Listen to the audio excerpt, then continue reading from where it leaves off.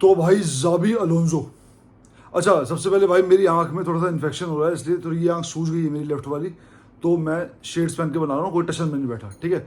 तो भाई जाबी अलोंसो ने जो फुटबॉल खिलाया है रियल मैड्रिड को, अब इसमें भाई मैं एक ऑनेस्ट ओपिनियन देना चाहता हूँ। मैं कल वॉच अलॉन्ग करना चाहता था, लेकिन आंख ने गवाही नहीं दी क्योंकि बहुत ज़्यादा जोर पड़ रहा था। अब भी आंख लाल है और सूजी पड़ी है। पर मैच मैंने सारा देखा। इसके बेस पे मैंने दो तीन चीज़ों के बारे में बात करने के लिए एक मतलब एक ग्राउंड बनाया कि भाई क्या सही था। तो जो फुटबॉल जाबी अलोंसो ने खिलाया है उसमें मैड्रिड के लिए भी पॉजिटिव है, ठीक है, फुटबॉलिंग वाइज नहीं, इंडिविजुअल क्वालिटी वाइज।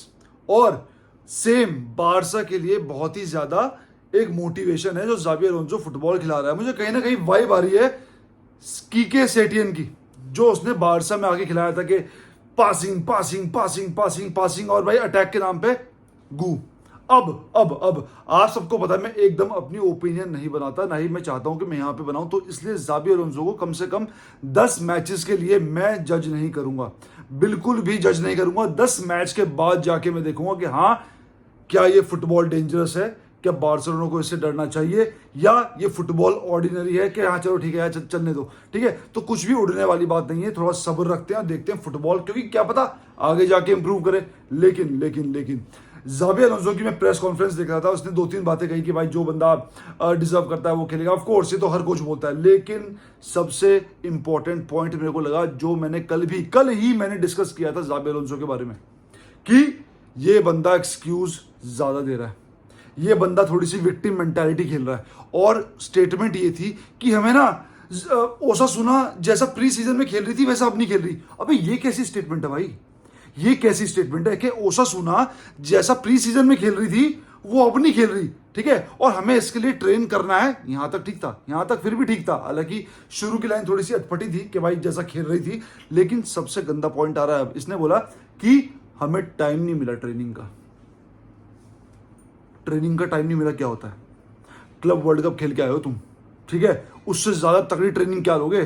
तुझे एक तरह से पूरा कॉम्पिटिटिव टूर्नामेंट मिल गया और ट्रेनिंग सेशंस अलग, ठीक है। तो यहां पे विक्टिम कार्ड का तो सवाल ही पैदा नहीं होता, विक्टिम कार्ड का तो सवाल ही पैदा नहीं होता। लेकिन ये बंदा इस टाइम एक्सक्यूजेस पे ज्यादा खेल रहा है, ये अपने आप को बचाने के लिए ज्यादा खेल रहा है। और मुझे ऐसा लगता है कि एंचेलोटी को फालतू में लोग गालियां देते थे, मैं तब भी एंचेलोटी की तरफ था, क्योंकि वो हगता नहीं था मिनट में, वो 10 बार में से 2 बार हगता था। ये लगभग हर प्रेस कॉन्फ्रेंस में हग रहा है, जिसपे मैंने कल भी वीडियो बनाई थी, जिसपे मैं आज भी वीडियो बना रहा हूं कि ये बंदा अब भी ये बोल रहा कि यार हमें टाइम नहीं मिला। अबे तुम गंदा खेले हो, तुम घटिया खेले हो, तुम्हारा फुटबॉल बोरिंग था, इसलिए तुम्हें पीएसजी ने भी 4-0 पेला, तुम्हारे पास जवाब नहीं था, इसलिए तुम्हें अभी, वरना कितने सारे ट्रेनिंग सेशंस तुमने क्लब वर्ल्ड कप में किए होंगे, उन ट्रेनिंग सेशंस को आपने एग्जीक्यूट किया भाई क्लब टूर्नामेंट में, कॉम्पिटिटिव मैचेस में, बड़ी टीमों के अगेंस्ट। और अब तुम कहते हो कि हमें टाइम नहीं मिला ओसासुना के लिए।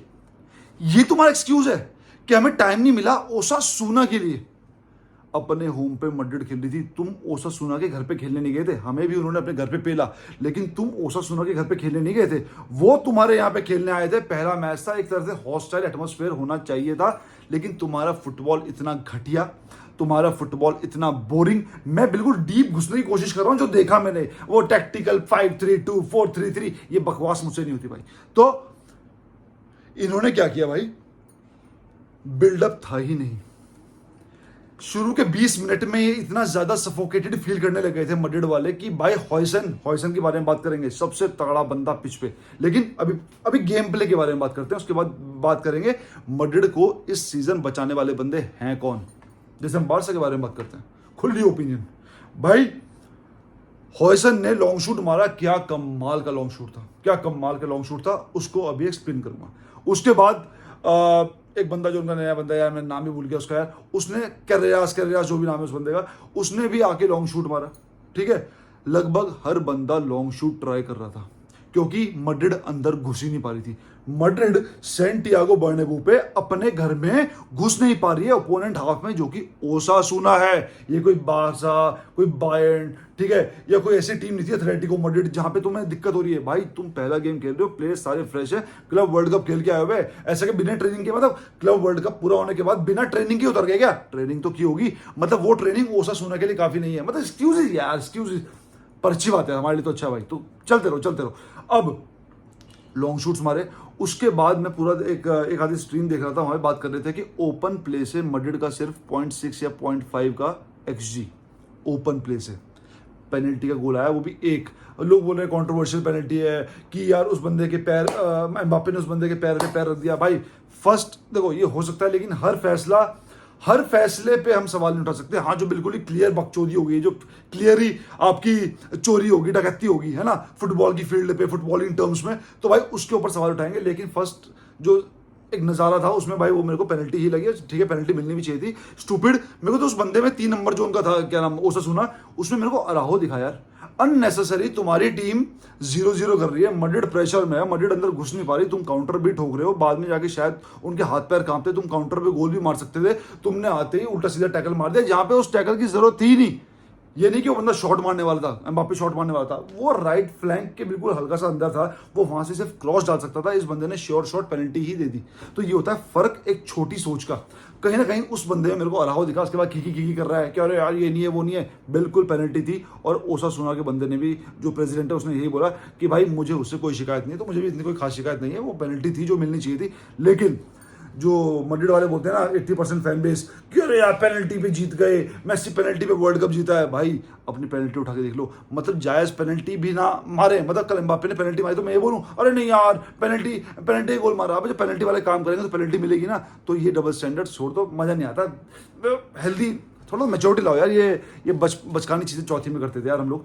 तो इस चीज़ को मैं यहाँ पे रोने बैठा ही नहीं हूँ, वो पेनल्टी थी, साफ पेनल्टी थी, गोल हो गया। उसके अलावा मैड्रिड ने पूरे मैच में हगा है, पूरा बोरिंग फुटबॉल, उल्टी आ गई। लेकिन ये उल्टी अच्छी है बारसा के लिए, क्योंकि मैड्रिड जाबी रहे। और मैं तो कहता हूँ 10 मैच तक हम कोई भी इसको जज नहीं कर रहे हैं, लेकिन भाई मैं चाहता हूँ जाबी रहे और ऐसा ही फुटबॉल खिलाए, ये हमारे लिए अच्छा है। मैं ये नहीं कहता क्लासिको में जाके हम उनको पेल ही देंगे, वो हमें पेल सकते हैं भाई, लेकिन कुछ तो मोटिवेशन हो, कुछ तो मतलब ये हो कि हाँ यार सामने वाली टीम टूट रही है और अपनी राइवल टीम, जरूरी नहीं कि वो स्ट्रांग रहे तभी खेलेंगे, हाँ फुल स्ट्रेंथ रहे, कोई प्लेयर इंजर्ड ना हो, लेकिन जितनी वीक उतना बढ़िया। अब बात करते हैं इंडिविजुअल प्लेयर्स के बारे में।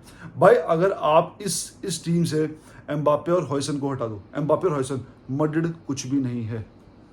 मैड्रिड कुछ क्रिएट नहीं कर पा रही, ना विनीशियस कर पा रहा। ऑफ कोर्स एंचेलोटी के सिस्टम में उसको आज़ादी थोड़ी ज़्यादा थी, यहाँ पे कल ना वो क्रॉस डाल पा रहा ठीक से, ना वो ड्रिबल कर पा रहा, ना अबे 3 बार तो एक लेफ्ट बैक बिल्कुल ओवर वो रन कर गया था, बढ़िया क्रॉसिंग पोजीशन पे था, विनीशियस ने उसको पास दिया ही नहीं, 2-3 पास मिसप्लेस, उसके बाद डाइव्स, ऑफ कोर्स डाइव मार रहा है, ये मार रहा है, ठीक है। तो विनीशियस का गेम प्ले भाई मेरे को उधड़ता हुआ दिख रहा है। ऊपर से बात चल रही है कि कॉन्ट्रैक्ट एक्सटेंशन उसको नहीं मिलेगा शायद, क्योंकि मैड्रिड ने अल्टीमेटम दे दिया, वो पैसे ज्यादा मांग रहा है। तो मेरे को ऐसा लग रहा है कि 1-2 साल के अंदर विनीशियस यहाँ से निकलने वाला है, क्योंकि एम्बाप्पे के आगे उसकी हाइप भी कम हो रही है, एम्बाप्पे के आगे उसकी इंपॉर्टेंस भी कम हो रही है, वो बंदा खेल भी नहीं पा रहा है, क्योंकि जिस हिसाब से उसका बैलन डोर गया, उसके बाद उसकी जो बकवासें चली थी, जो पीआर करता हुआ 10x करूंगा 10x करूंगा, ये सब अब वो पीआर के मतलब का ही रह गया। ऐसे बंदे का फुटबॉल ज्यादा लंबे टाइम तक नहीं चलता। लेकिन एम्बाप्पे भले उसको पेनल्टी मिली है, भले वो डाइव मार देता हो, लेकिन वो बंदा अपने आप चांसेस क्रिएट करता है। उस बंदे ने कल सेल्फ चांस क्रिएट किया, अगर आप देखो बॉल लेके खुद भागा, खुद पेनल्टी निकाली है। एम्बाप्पे को मिडफील्ड से बॉल डिस्ट्रीब्यूशन की जरूरत नहीं है, वो बंदा खुद ब खुद अपने चांसेस निकाल सकता है, खुद ब खुद स्कोर कर सकता है। तो रिस्पेक्ट है उस बंदे की। हाँ डाइव में थोड़ा सा ठीक है, डाइवर है, ऑफकोर्स रेगिस्तान के ऊंट से सीखा हुआ है, लेकिन चलता है जब प्लेयर में टैलेंट हो तो ठीक है, कोई बात नहीं। तो पसंद करने के लिए कोई ना कोई वजह तो है एम्बाप्पे को। प्लस अब बात है डीन हॉयसन पे। यार मेरी चाह थी कि बारसा में ऐसा डिफेंडर हो, ठीक है, कुबारसी के साथ, और स्पेशली मार्टिनेज के जाने के बाद। अब क्या हुआ भाई कि हॉयसन को जब मैंने कल खेलते हुए देखा, ऑफ कोर्स उसको स्पेन में मैंने खेलते हुए देखा, नेशंस लीग में, इन सब में, बंदा बहुत ही पोलाइट है खेलते वाइज, प्ले वाइज नहीं, खेलते वाइज बंदा बहुत ही पॉइज्ड है, काम है, बॉल आती है पैर नहीं कांपते, कंट्रोल करने के बारे में सोचता है। सर्जियो बुस्केट्स की तरह लगता है मुझे, वो कांपता नहीं है, जहां जरूरत है फाउल करने की वहां फाउल लेता है।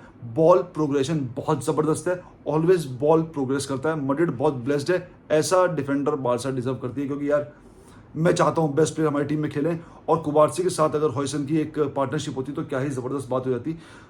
हॉयसन का शॉट आपने देखा होगा, लॉन्ग शूट, इतना प्यारा शूट मारा था, उसके बाद भी उसने बॉल प्रोग्रेस बहुत की, उसके बाद भी उसने शॉट स्ट्राइक करने की कोशिश करी, तो ऑलवेज लुकिंग फॉरवर्ड कर रहा था वो, ये नहीं कि सिर्फ डिफेंस में साथ दे रहा है। 114 टच थे हॉयसन के, 114 टच पूरे मैच में, और एक बार भी ड्रिबल पास नहीं हुआ इससे ओसासुना के प्लेयर से, जबकि स्प्रिंट उन्होंने बहुत मारी थी कि 21 नंबर उनका प्लेयर आया था, लेफ्ट बैक था, लेफ्ट विंगर था, जो भी था ओसासुना का, उसने बहुत स्प्रिंट मारी, लेकिन हॉयसन को एक बार भी पार नहीं कर पाया। एक बार पार करने जा रहा था, वहां पे हॉयसन ने उसको पकड़ के गिरा दिया, येलो कार्ड नहीं मिला, कोई बात नहीं, छोटी मोटी बातें, हालांकि मिलना चाहिए था, ऑफकोर्स ईमानदारी, पर